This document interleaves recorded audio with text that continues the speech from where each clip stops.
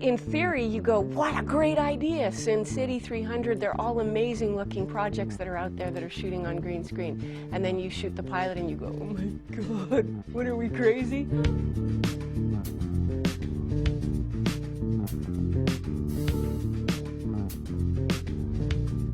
From a story and effects standpoint, these are huge shows. To me, what makes an effect work is that it's propelling the story forward. You know, stopping for any length of time to watch an effect happen is a mistake. You know, what we try to do with Sanctuary, because it is so well written, we just want to help out whatever way we can to make that work or to add some more dynamics. The decision to turn Sanctuary into a virtual show came from Martin Wood. It fell to Martin to really kind of envision it, to plot it out and execute it, and he did it brilliantly, and he continues to do it brilliantly. When you've got a show like Sanctuary, and you can do virtually anything, it's the biggest candy store that you could open up to those of us in production, and it's quite amazing. The virtual bit is something that people are familiar with movies, but they're not necessarily familiar with this happening on television. We're technologically pushing an envelope that most people haven't even seen sitting on the table yet. We were excited about the prospect of using Red Camera. I mean, Red Camera is really more like a computer with a lens on it than it is a traditional camera. It's a tapeless system, so we're not recording to tape. It's all stored on hard drives and was taken back to Anthem, where we're actually doing the entire post-process on the show. The images themselves are 4,000 lines of resolution, or 4K images, which is higher resolution than traditional HD is.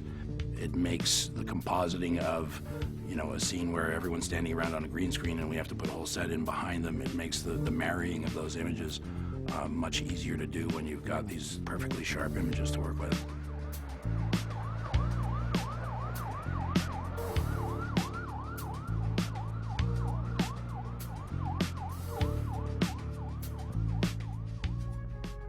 I think this is going to be unlike anything visually that anyone's ever seen.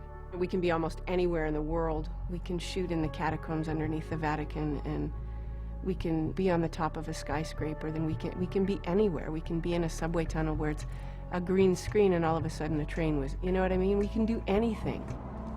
Squid! You bring them?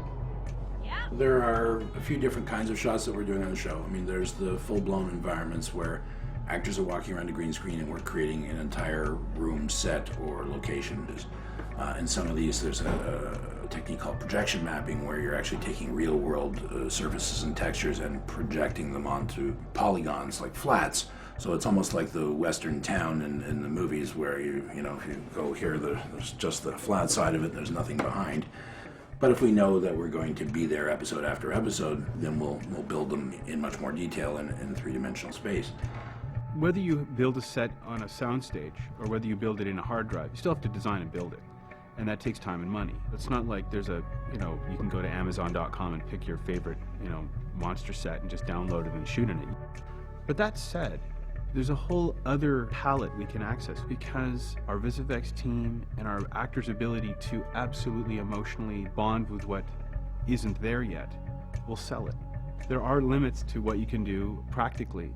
But I know that we are creating a look and a feel and settings that no other one-hour sci-fi show is able to do. Where the hell are we? To be honest, no idea. There's nothing like working in a scene and having Marty say, okay, so now you're standing on the edge of the building and you and Amanda are doing your scene, and look out there, there's a bright, you know, old city out there, and you kind of paint an image in your mind of what it is during the scene. And then to walk in and see what Lee has done and what's actually there. It's just so thrilling.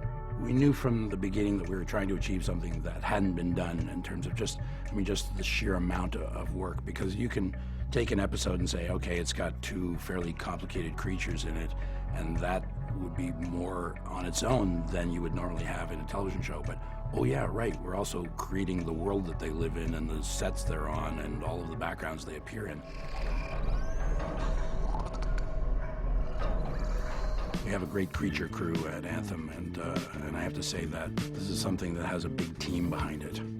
My visual effects crew members are creating these creatures and these environments, and it's got to propel the story forward and put the audience in a place where you would never be able to go normally on a television series.